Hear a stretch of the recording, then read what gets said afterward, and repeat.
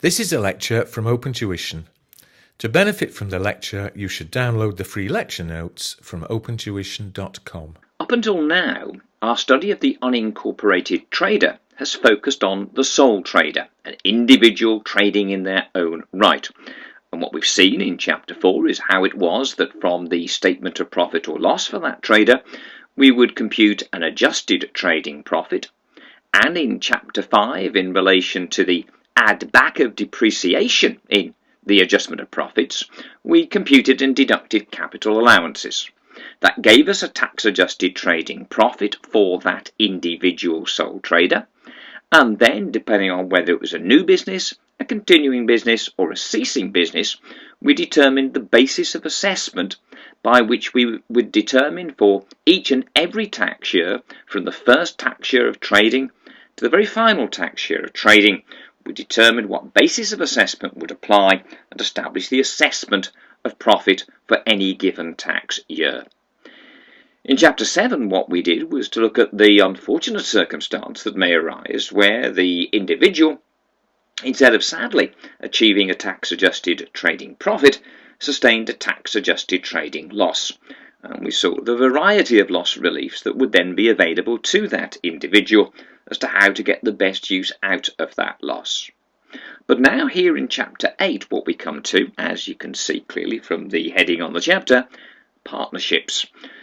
Unincorporated trades are not necessarily just individuals trading in their own right. Two or more individuals may get together to form a partnership and trade together there to hopefully again derive an adjusted trading profit.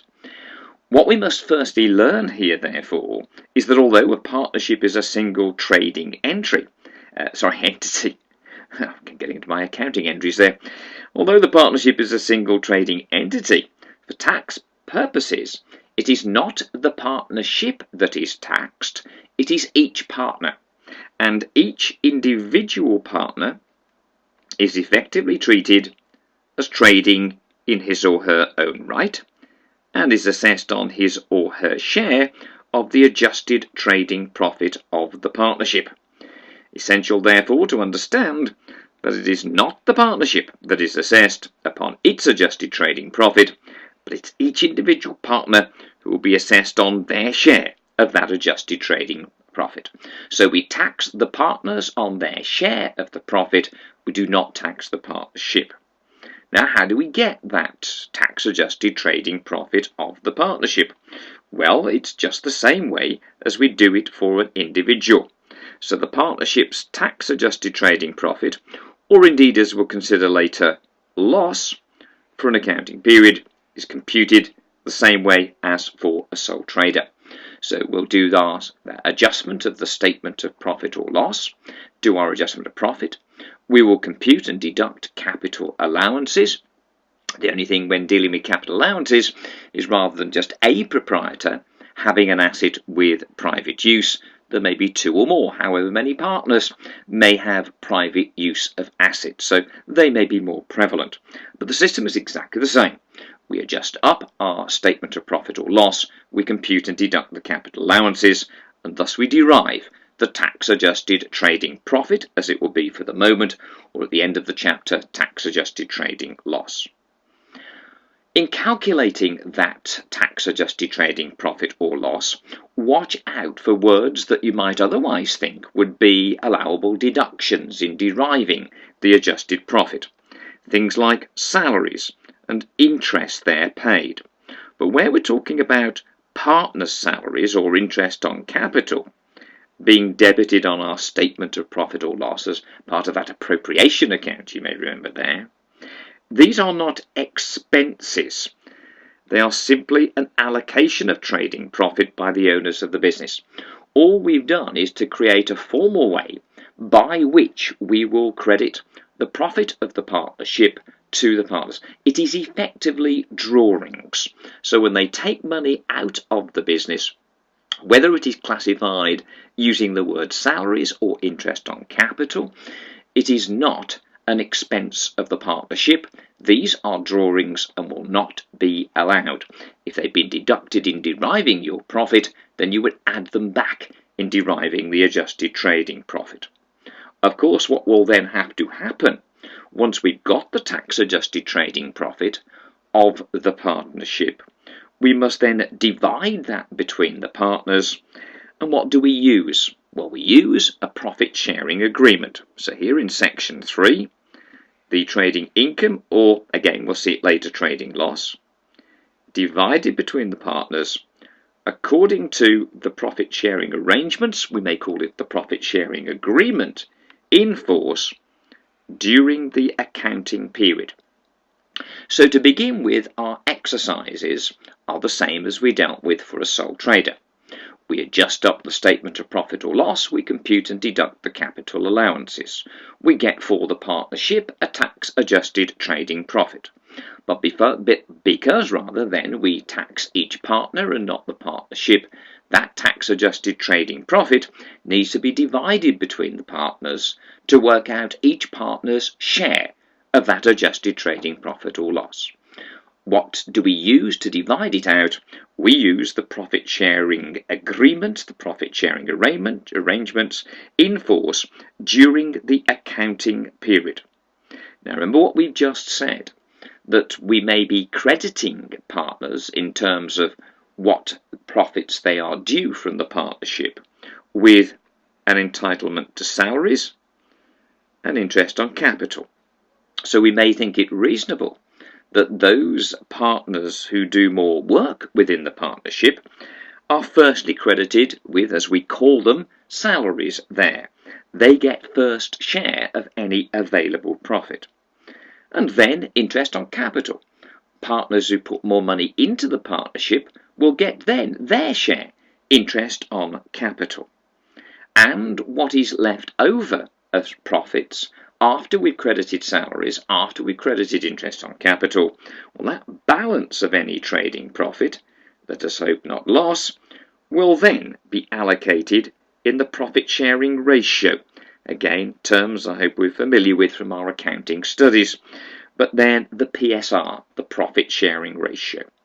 So get the tax-adjusted trading profit of the partnership, divide it out for the accounting period using the profit-sharing agreement in force during that accounting period. Now you will note that at this point we have not made any mention of assessments for tax years. All we are doing, as we must firstly do for a sole trader, is to work out the tax-adjusted trading profit they have for an accounting period. Having established that, we will then deal separately with how that profit will be assessed and the tax year in which it will be assessed. So to begin with, when dealing with a partnership, we look at the tax-adjusted trading profit of the partnership for the accounting period, divide it between the partners using the agreement in force during that accounting period. There is no attempt as yet to work out an assessment for a tax year. That is the last thing that we do once we've divided the partnership profit between the partners. Now, that basically is what we'd have done in accounting, and is just following the profit-sharing agreement. It's just apportionments. How much salary credited, how much interest on capital, and what balance then in the given profit-sharing ratio. The only thing that will make that exercise a little bit more interesting, and hence the example we will do together in a moment, is this, that during the accounting period, if the profit-sharing agreement is changed during that accounting period, that period of account, then the profit must be time apportioned before allocation under the different arrangements. So we've got to divide the profit into the two separate parts. What was in force, what was the agreement in force during the old agreement, the old profit-sharing arrangement, and then if we change the profit-sharing agreement partway through an accounting period, what is the new agreement? Now, what we will do is to now work such an exercise. So we'll see the adjusted trading profit of the partnership having been computed, normal rules there, how we divide it between the partners in a partnership, assuming that partway through the accounting period there is a change in that profit-sharing agreement. Okay, let's therefore turn to our example. And I'd like you please now to note this down. So you might want to pause every now and again while you copy up this example. Right, we are told we have our two partners here, A and V, have traded in partnership for several years. The significance of that we will see later. Preparing accounts to the 31st of December in each year. And then we're then told that recent profits are as follows. For the accounting year ended 31st of December 15, a tax-adjusted trading profit of the partnership of £60,000. And for the accounting year ended December 16, a tax-adjusted trading profit of £80,000. Now, of course, what we need to know is how during any accounting period the tax-adjusted trading profit has been divided between the partners. What, therefore, was the profit-sharing agreement? And here we are told that, now I've started off here with the accounting year ended December 15, that would have started on the 1st of January 15.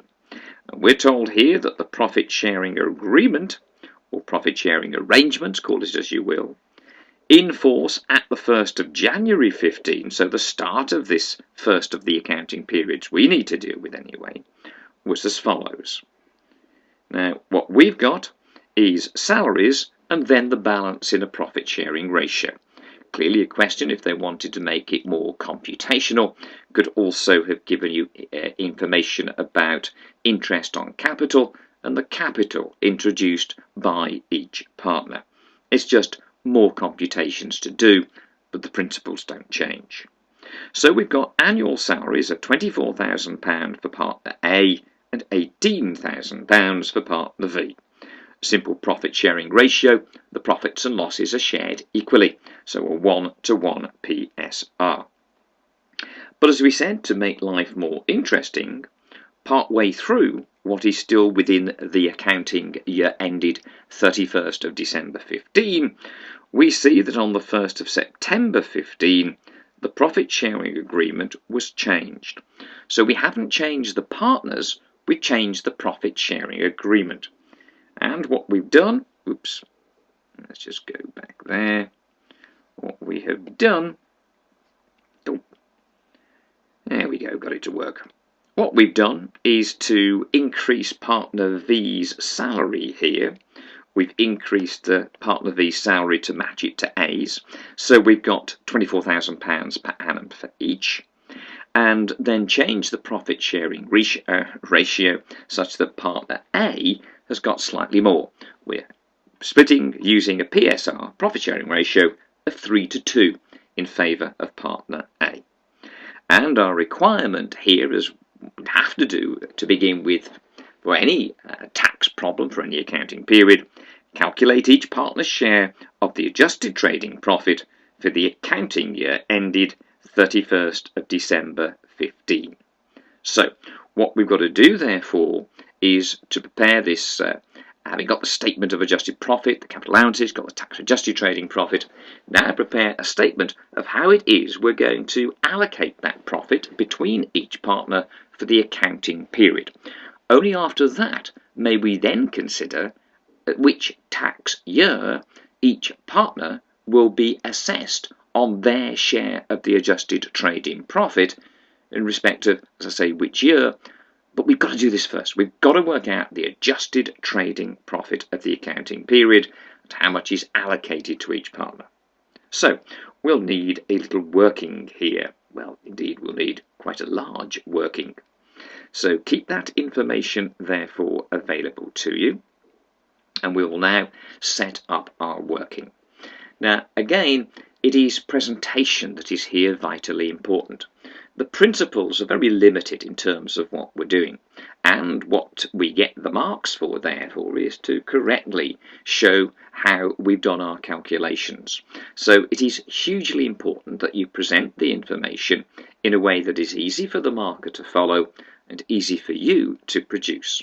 So what we will do is to run a columnar example here, a columnar presentation, where we'll have a total column and then a column for each of our partners, A and V. We are dealing with, firstly, the accounting year ended 31st of December 15. And for that accounting period, we've already established a tax-adjusted trading profit in total of £60,000. And our task here is to divide that between our two partners, A and V. Now, what makes life more interesting is that, to begin with, we're on, shall we call it, an old profit-sharing agreement. One that for this accounting period, the year ended December 15, started on the 1st of January 15 and went through to the 31st of August. That was the old agreement, with the new agreement commencing from the 1st of September 15. So to 31st of August 15. So that therefore is a period of 8 months. So 8/12 of that tax-adjusted trading profit of 60,000, i.e., check my mental arithmetic here, £40,000, that 40,000 now needs to be split between the partners using the agreement in force in that part of the accounting period, a period of 8 months. Now, in that 8-month period, what we had was that partners were being credited with salaries. And this is the usual error that if students are going to make a mistake, it's probably this: they forget to time apportion those salaries. Now, what we know is that A, up until this point in time, up until the 31st of August, was being credited with an annual salary of £24,000, while partner V was being credited with an annual salary of £18,000. What we've now got to do is to take 8 months' worth. 8 months' worth of each of the salaries. Remember, they were £24,000 and £18,000 respectively. So, get your calculators out. It's all computational now, this exercise here. Get the presentation right, then it's all the calculations. 8 months' worth, 8/12 of 24, will, I think, be £16,000 credited to partner A. 8/12 of 24, 16,000. We then want for partner V 8/12 of his or her annual salary of 18,000, and that, I think, will be £12,000. So out of the £40,000 of profit available for this period, we have now credited 16 and 12, a total of £28,000. That means that the balance then to split in the profit sharing ratio, that was equally 1-to-1, we're trying to split out £40,000 for the 8-month period. Therefore, having already allocated 28,000, that leaves £12,000 remaining. How do we split it? 1-to-1, so that will be £6,000 apiece. So we've got £22,000 credited to partner A, 18,000 credited to partner V. Just cross-cast there, 18 plus 22, yep, that's £40,000.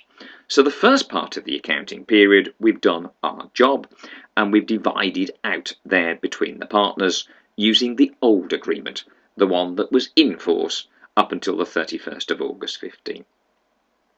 So having done it for the first part of the accounting period, we now do it for the second part, where the new agreement was in force from the 1st of September 15 to the end of the accounting period, the 31st of December 15.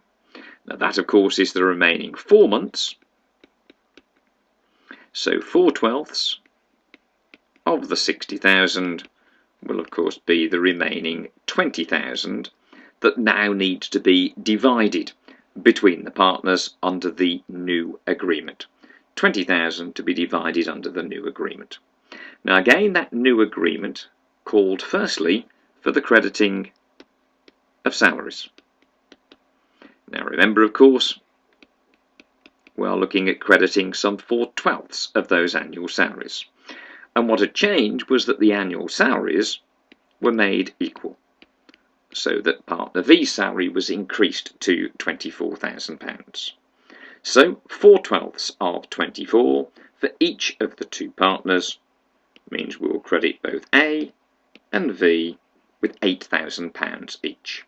In total, cross-cast, £16,000. Meaning, therefore, that now to split in that revised profit-sharing ratio of 3:2, there is, well, we were dividing out 20,000 for this 4-month period, so the balancing figure £4,000. How do we split that?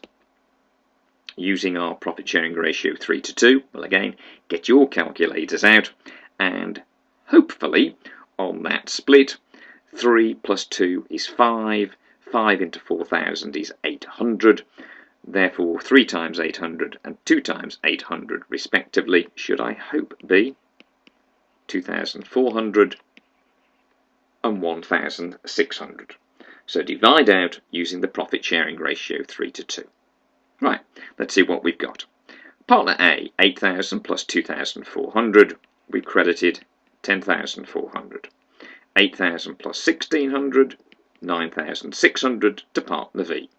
Cross-cast, 9,600, 10,400, yes, that's £20,000. So what we now have the ability to do is to put together these two totals.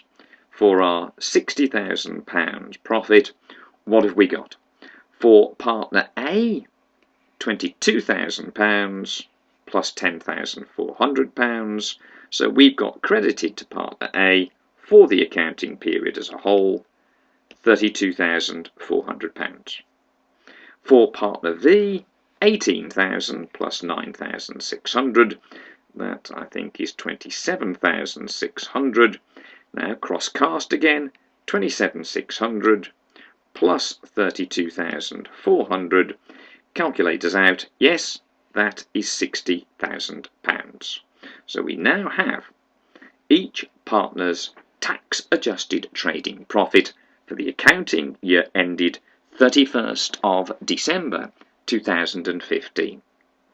Now, up until this point, we have not mentioned anything about tax years.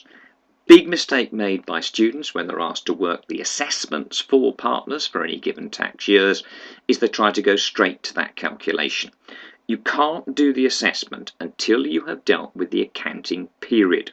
So get your presentation, your statement set up as we have done here. What is the accounting period? Year ended December 15. And divide out that tax-adjusted trading profit by the agreement in force during the accounting period. The only thing that makes that calculation interesting is if there's been some change in that agreement partway through the period. Here we had 8 months on the old agreement and 4 months on the new. We've apportioned the profits and the salaries accordingly and established now for the 60,000 that A has been credited with 32,400 and V with 27,600. Now those profits, as stated there individually, are the profits that each partner has for an accounting year ended 31st of December 15. Now remember, in our introduction to our example, we said that the partners had traded for several years. And I said I'd come back to that particular point. Because if they have traded for several years, then what basis of assessment for an unincorporated trader exists for an ongoing business? Well, as we saw so clearly, I hope, in Chapter 6, the normal basis of assessment for an ongoing business is current year basis. Therefore, using CYB, which tax year will assess the profits of the accounting year ended 31st of December 15? I hope that is very easy for you. All we do is look at the accounting period end date, 31st of December 15. Which tax year does that end in? That would be the 15-16 tax year, 2015/16 tax year. So you now know that in the income tax computations for partners A and V for the 2015-16 tax year, this 15-16 tax year, that partner A in his income tax computation or her income tax computation would have a tax adjusted trading profit to include of 32,400, and partner V for the 15-16 tax year would have £27,600 to include within their income tax computation. And so the task is done. But as I said to you, until you've worked out the tax adjusted trading profit of the accounting period, you are in no position to be able to work out the assessment for each partner for the relevant tax year of assessment. So deal with the accounting period, get the tax adjusted trading profit, and then establish what basis of assessment is applicable to each partner. If, as here, there are two continuing partners, all that's happened during the period is there's been a change in the agreement, not a change in the partnership itself. It's the same partners, but just a change in their profit sharing agreement. So what we've now got is for each partner for the year ended December 15, the amount of profit that they individually made. That is now assessed using current year basis. Okay, I want to look back through that example, and what I would then like you to do, please, is going back to our notes here. You've got example 1, where you've got to show the allocation of trading profits for the accounting period ended to the 30th of September 16. So I'd like you, therefore, now to work through that exercise, use the presentational format that we have just applied. So if you want to just pause the lecture at this particular point in time, work that exercise and look at the answer in the back, and then we'll have a quick review when you come back to me.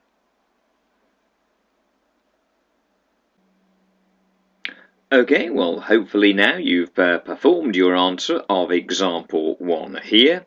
And what did we see? Doug and Rob were in partnership. The accounting period that we are dealing with, year ended September 16, up to the 30th of June 16, so 9 months worth of the accounting period. There was the old agreement. From the 1st of July through to 30th September, the remaining 3 months, there is your new agreement.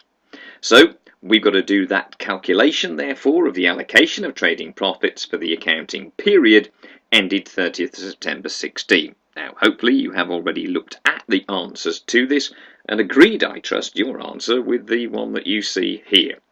So what profit was there for the period? And that needs to be split 9 months in terms of the old agreement here, and then 3 months for the new agreement.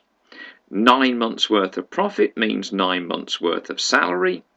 Take that away and split the balance in the profit sharing ratio, the old one.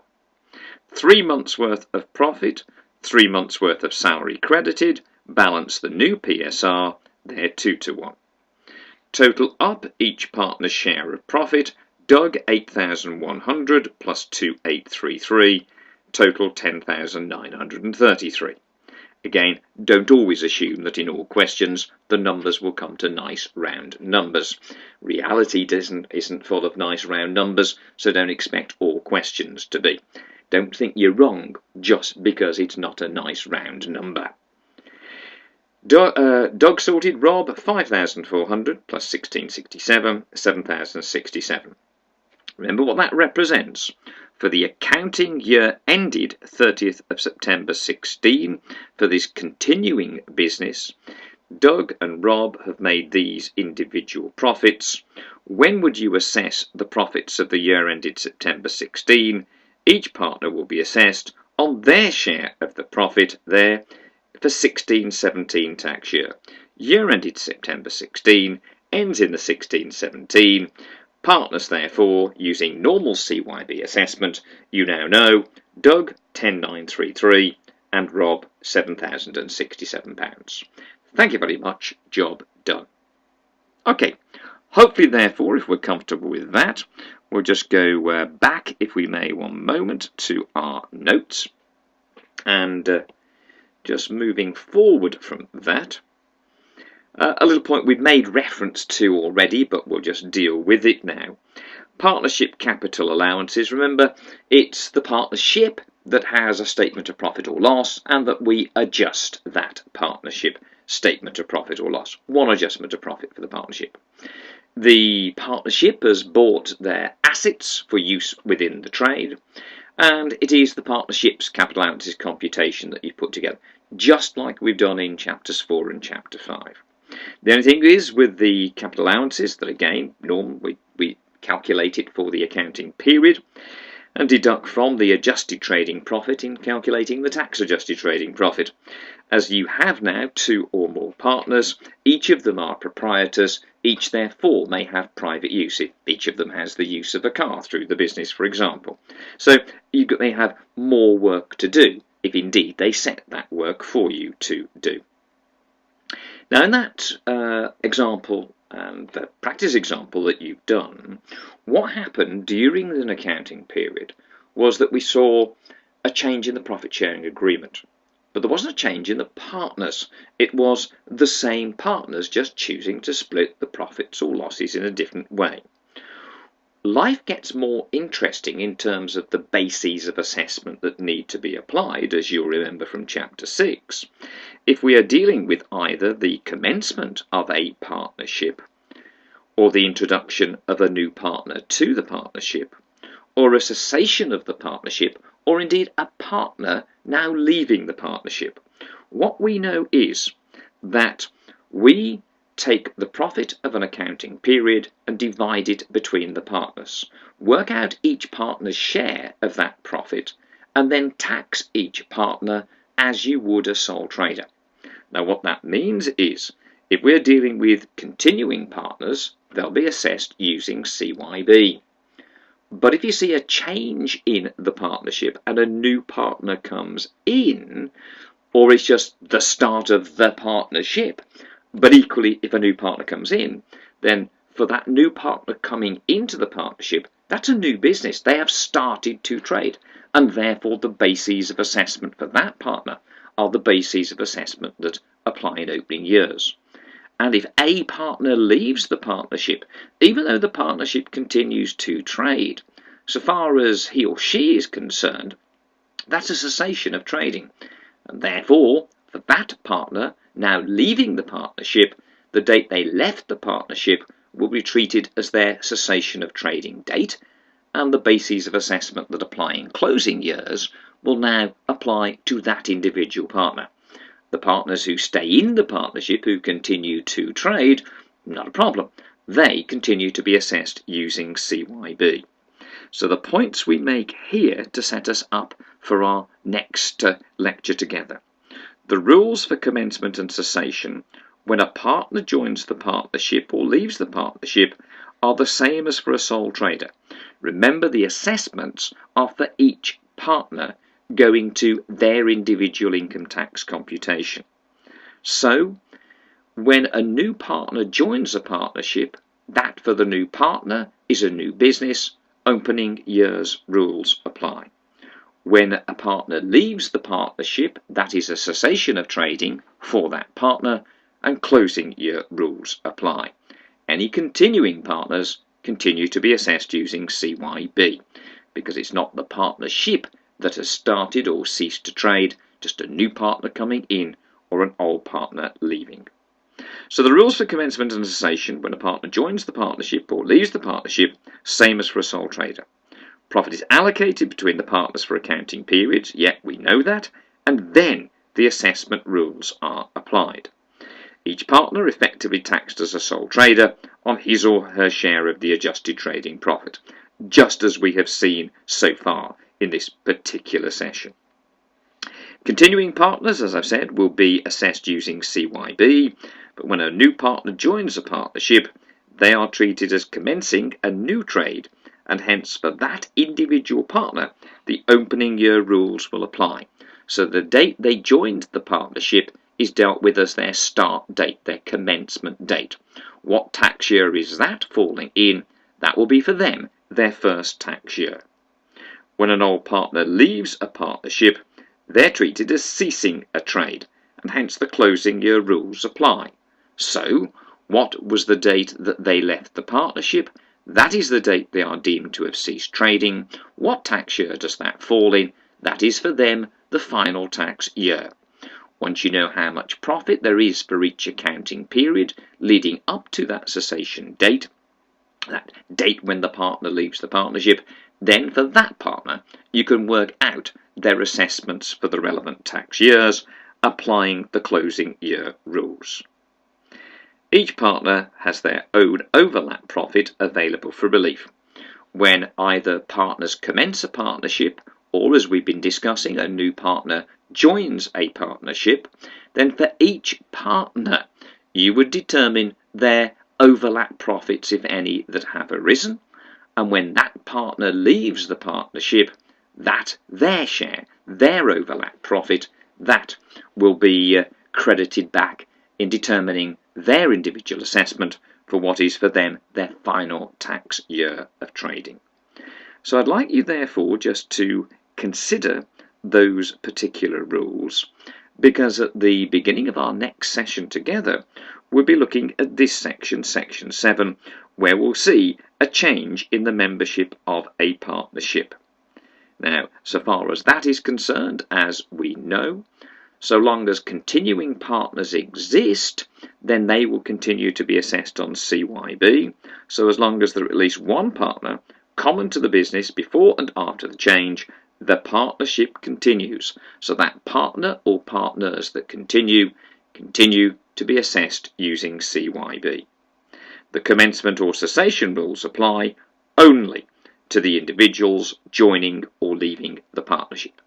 Now, I'd like you to consider that, to think about it, before then joining us in our next session, where we'll continue indeed with the example that we had.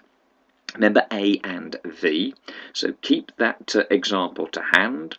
We dealt with the first of the two accounting periods I gave to you. The accounting year ended 31st of December 15. What we'll move on to is the accounting year ended the 31st of December 16.